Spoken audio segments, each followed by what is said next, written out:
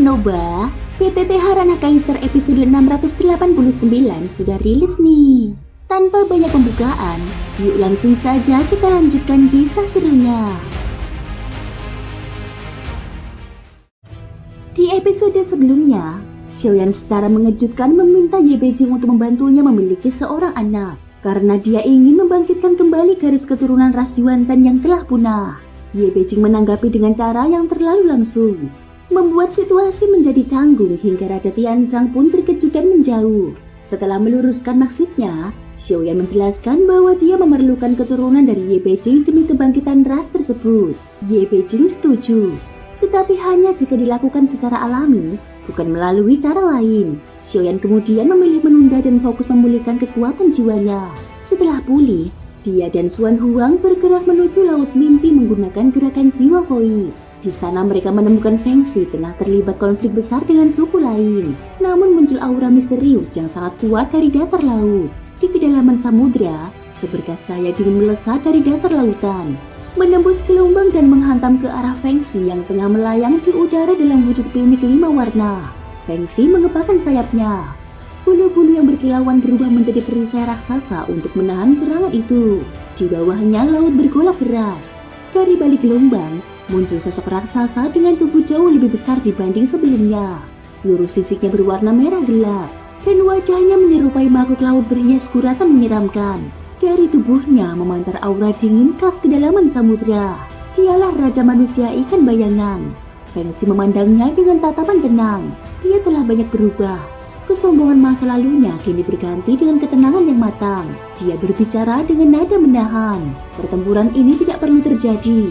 Meskipun berbeda dalam garis darah, kalian tetap satu rumpun. Mengapa harus memperluas pertumpahan darah ini? Ucap Feng Xi. Raja Manusia Ikan Bayangan membalas dengan suara serak dan kasar. Nada yang menggambarkan makhluk yang tidak membutuhkan suara untuk berkomunikasi di kedalaman laut. Ini urusan dalam bangsa kami. Tidak ada hubungannya dengan suku Bini. Jika ada yang harus turun tangan, itu adalah suku naga. Bukan dirimu. Kau tidak memiliki hak untuk mencampuri. Mendengar itu, Feng Xi menarik nafas panjang, lalu menatap lurus. Jika engkau tetap memaksa bertarung, suku Pinik tidak akan mundur. Raja Manusia Ikan Bayangan mengibaskan tangan, tidak memperlihatkan rasa gentar sedikit pun. Semua pasukan manusia ikan bayangan, teruskan. Bunuh seluruh manusia ikan cahaya yang berkhianat itu. Kitalah penerus darah sejati, yang lemah tidak layak hidup. Dalam sekejap gelombang pasukan kembali menyerbu. Mereka jauh lebih kuat dibanding manusia ikan cahaya, baik tubuh maupun kekuatan bertarung. Feng Xi mengerutkan alisnya. Dia menyadari bahwa hanya dengan menjatuhkan Raja Manusia Ikan Bayangan, konflik ini dapat dihentikan. Para kuat dari suku Pinik pun ikut bertempur. Jika bukan karena kedatangan Feng Xi dan para rekannya, manusia ikan cahaya sudah lama tumbang. Feng Xi melesat maju, dan Raja Manusia Ikan Bayangan pun melepaskan kekuatan dahsyatnya. Meski dia memiliki kekuatan tingkat ketiga keabadian dewa, Feng Xi yang berada di tingkat kelima jauh lebih unggul. Dalam waktu singkat, sang raja dipaksa mundur. Feng Xi menghentikan serangannya, memberi jalan untuk berdamai. Cukup, aku tidak berniat membunuhmu. Kita tidak memiliki dendam pribadi. Namun Raja Manusia Ikan Bayangan mengeluarkan dengusan marah. Keabadian dewa tingkat kelima ya. Jika begitu, bersiaplah untuk mati. Tubuhnya bergetar. Dalam sekejap dia mengibaskan ekornya dengan kecepatan mengerikan, lalu menghunus trisula hitam. Dengan ledakan kekuatan penuh, dia menusuk Feng Xi dengan gerakan secepat kilat. Feng Xi membuka mulut, memuntahkan api 5 warna yang berubah menjadi perisai raksasa. Dia yakin serangan itu tidak mungkin menembus karena api tersebut berisi kekuatan hukum tingkat tinggi. Namun suara ledakan besar bergema. Perisai api itu hancur berkeping-keping. Trisula hitam memancarkan sinar tajam yang terbelah menjadi ratusan berkas cahaya.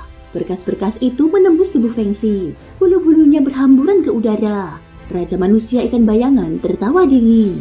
Tetesan air muncul di hadapannya, kemudian membesar dan menelan Feng Xi, membungkusnya menjadi kristal air yang membatasi seluruh gerakannya. Meski tertahan, Feng Xi masih sadar. Dia melihat perubahan aneh pada wajah Raja Manusia Ikan Bayangan.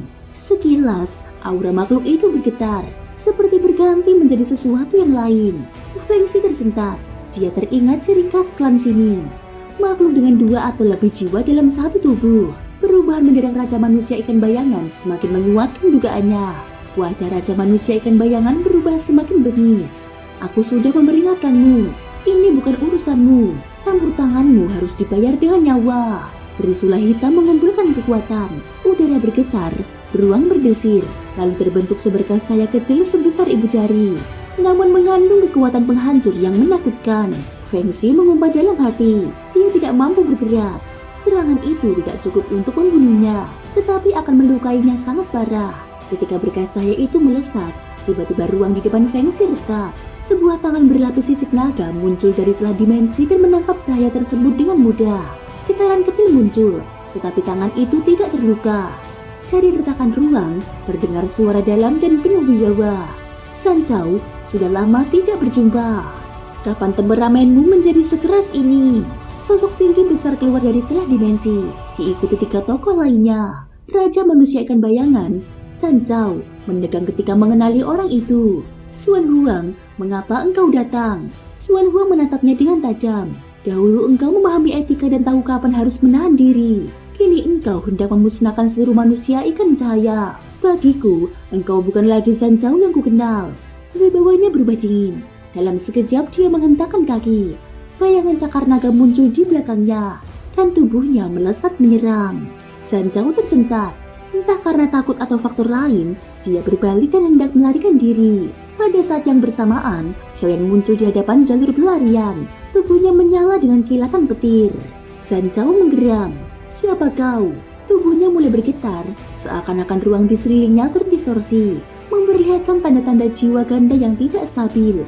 Xiaoyan menghentakkan tinju, tetapi sosok itu meledak seperti gelembung air dan menyebar menjadi ratusan bayangan. Namun Xiaoyan mengangkat tangannya. Tetaplah di sini.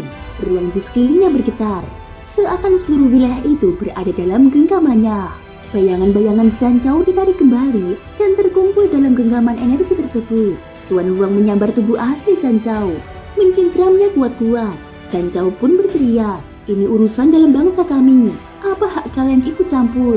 Sementara itu, Xiaoyan dengan tenang menenangkan kekuatan formasi penyegel, menutup ruang di sekitar mereka sepenuhnya. Jadi kau berasal dari klan sini. Thank you guys sudah mendengarkan ceritaku di episode kali ini sampai akhir. Ikutin terus kelanjutan episode berikutnya ya. Terima kasih buat kalian semua yang udah subscribe, like, dan komennya. Semoga hari kalian menyenangkan. Sampai jumpa dan